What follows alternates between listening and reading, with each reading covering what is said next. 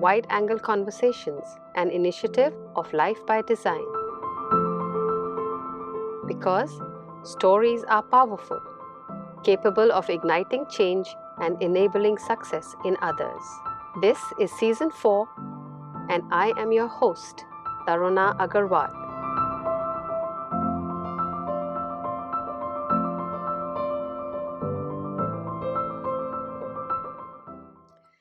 My guest today is Zubee Ali. Zubee has a history of working in the non-profit organization sector. She currently works with Daughters of Tomorrow, and her work focuses on personal development of women beneficiaries to enable sustainable employment. She is passionate about fighting inequality and promoting diversity and inclusion. Hi Zubee, welcome to Wide Angle Conversations. Hi Taruna, thank you for having me. Welcome. Zubee, you are working towards empowering women from the lower socioeconomic strata. What makes it so important for you? It is important because we are seeing the income inequality divide getting wider and seeing second and third generation of families stuck in the lower income groups and finding it harder to get out of it. We are not seeing social mobility happening at a level that would make it encouraging for us.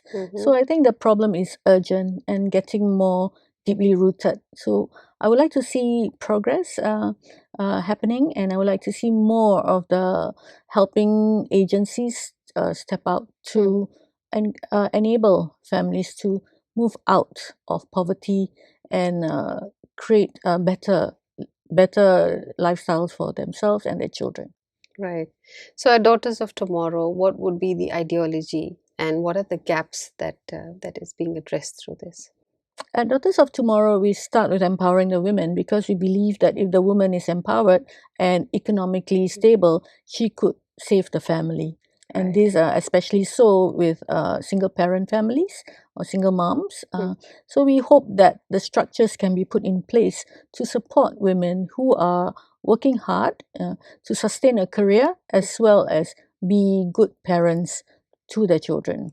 Right, right. So I believe in Singapore with the agencies and so many things available for us. As you said that there is movement, but there could be more. So what is slowing it down? I think one of the reasons could be the disproportionate burden of caregiving, plus having to perform at the workplace at the level that is deemed normal or acceptable, such as women having to compete, at the same level as men, or not even taking into account that caregiving responsibilities could be very real, whether they are caregivers for children or caregivers for elderly parents. Women seems to be the one that has to take on that responsibility. So if changes could be made in this area where men could share equitably the responsibilities, or workplaces becoming more understanding or kinder, or incorporating these into their policies. Should crisis happen, or should there be emergencies, or should there be time needed to perform these home or family duties, then that will be one step forward in addressing these inequities. Right.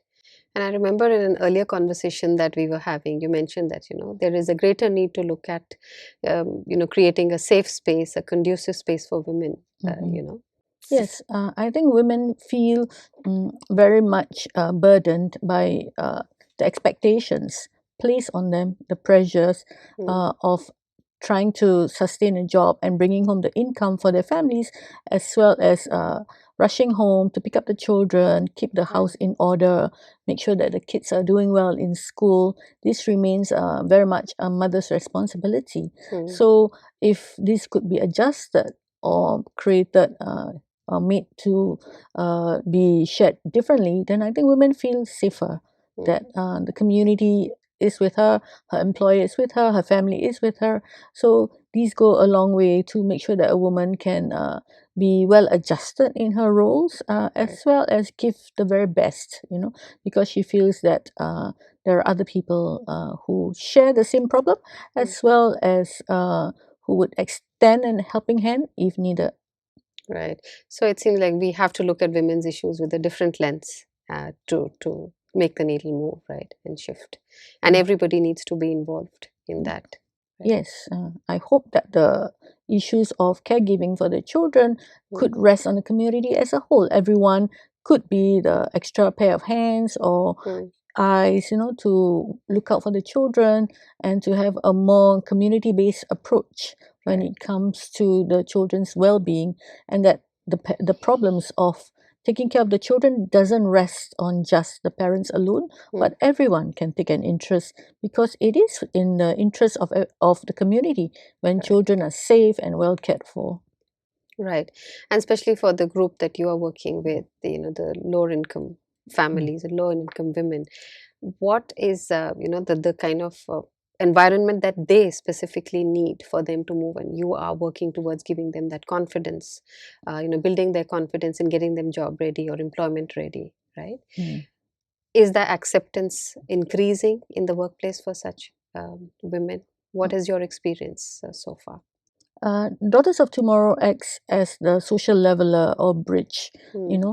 for women from low income communities to get into uh, places where high value jobs are offered, not just low level jobs, but Mhm. jobs that bring in substantial benefits to the family. Even if that happens, the woman's confidence has to be built up that she feels comfortable and accepted in such an environment, Hmm. and that can only happen when everyone steps up and do their part in ensuring that not just women but anyone from any economic strata, any educational background could fit into the environment and be welcomed, so that we share the benefits of what this community could Hmm. offer with everyone. And it doesn't just go to a select few. The Okay. acceptance level has to be genuine and embracing people of all walks of life. And I think that's a definition of what Yeah. inclusion is. And there's also a lot of richness that diversity brings to the workplace. That's right. That's right. And what would be like, I know Daughters of Tomorrow is about, as you said, about 5 years Mhm. old. What do you consider as your biggest accomplishment? Mm. I think Daughters of Tomorrow, being quite a youngish organization, we've had the opportunity to create structures and policies and, most importantly, values Hmm. from scratch. So, from all along, from the beginning, we've always had an open door policy where Right. we welcome women as individuals and as friends. And not as problems that needs to be fixed. Mm, Everyone brings a certain richness to the table, and everyone has valuable stories and experiences to share. There mm, are many things that I have gained from my interaction with them, and they have always valued that kind of rapport and the in-depth friendships that develop along the way. And we also provide a community of support among mhm. themselves, where they share their own stories and point resources for each other, and they become helpers themselves. So, in creating this kind of enriching environment, Right. everyone benefits, including us. Yeah.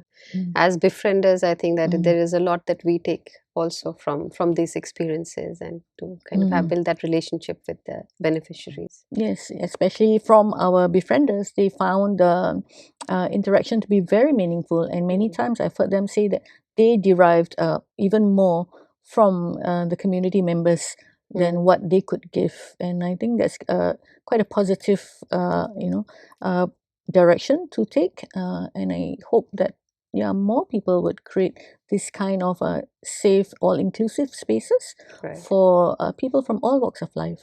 Right. Wonderful. And Zubi, the world is celebrating the International Women's Day this Mm. month, right?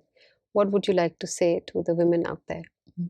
I think the theme for this year is take up the challenge, Yeah. and I would like to see women, not be afraid to Mm, explore all kinds of opportunities that they could, and supporting organizations such as ourselves, mm, to take up the challenge to offer out of the box thinking or creative ways in which we could offer our services, not just the way we've been doing it, but mhm. what other innovative approaches can we take. And in this way, can develop and upgrade ourselves to a level where diversity and inclusion, it is not just a buzzword or a theme, but it becomes something that we all practice. Right. And I think everyone benefits when we do that. Yeah. And you're so right. We need to innovate and create, and especially in the social, the social sector. We cannot just take it as it is, and we need to kind of co-create with the people. Right? You have to look at everyone and everything as assets, Yeah. and have a fresh pair of eyes or lens to embrace. Everyone is welcome to speak at the table, and everyone is welcome to bring fresh new ideas to what we are doing. Wonderful. Thank you, Zubee. That was a really wonderful conversation with you. There's a lot to reflect on. And going forward, if we really want to look at inclusion and as the core value, I think everybody needs to work towards it. The entire ecosystem, society, influencers, and every individual. Thank you so much for sharing. Thank you, Taruna, for creating a safe space for me to express myself. Thank you. Okay.